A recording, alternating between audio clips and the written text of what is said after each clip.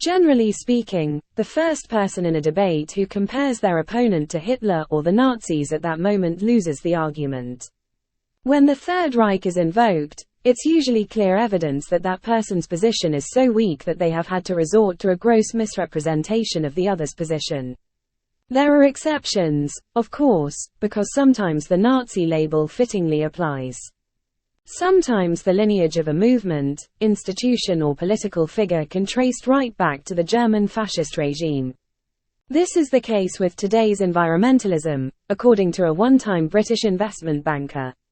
If you look at what the Nazis were doing in the 1930s, in their environmental policies, virtually every theme you see in the modern environmental movement, the Nazis were doing, said Rupert Darwall, author of Green Tyranny, in a recent interview with Encounter Books.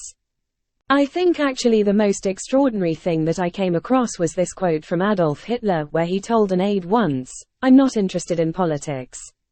I'm interested in changing people's lifestyles." Well, that could be. That's extraordinarily contemporary. That is what the modern environmental movement is all about.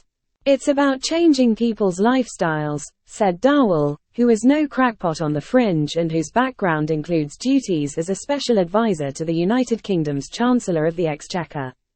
The Führer's interest in changing people's lifestyles is, not at all shockingly, similar to the goals of today's climate fanatics who want to destroy capitalism and replace it with an economic system, run by them, naturally, that would certainly change lifestyles in the West. Darwall further notes in the interview that the Nazis were the first political party in the world to have a wind power program, and were also opposed to eating meat, a delightful and nutritious activity that the warming alarmists consider a sin.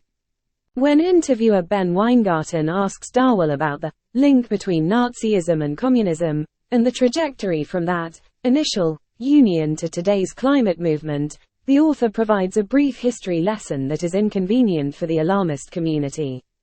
The union fits perfectly, of course, with the watermelon analogy that explains today's environmentalist excesses: green on the outside, red on the inside. It also reminds us of the validated many times over aphorism that when a socialist or communist is thrown out of the window of polite society, he returns through the front door as an environmentalist.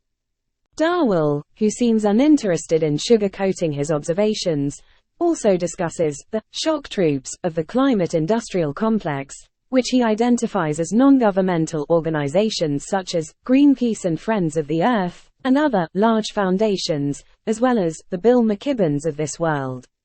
Other Nazi parallels with climate alarmists and radical environmentalists include their efforts to delegitimize dissent and bully people into silence, and suppressing arguments, not by having an argument but just making sure you don't have an argument, Darwall says.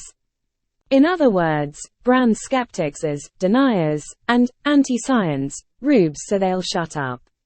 Accusing its political opponents of being Nazis is an exhausted trick of the left. It doesn't tax the imagination greatly, though, to presume that this could be done to cover the left's own kinship with fascism.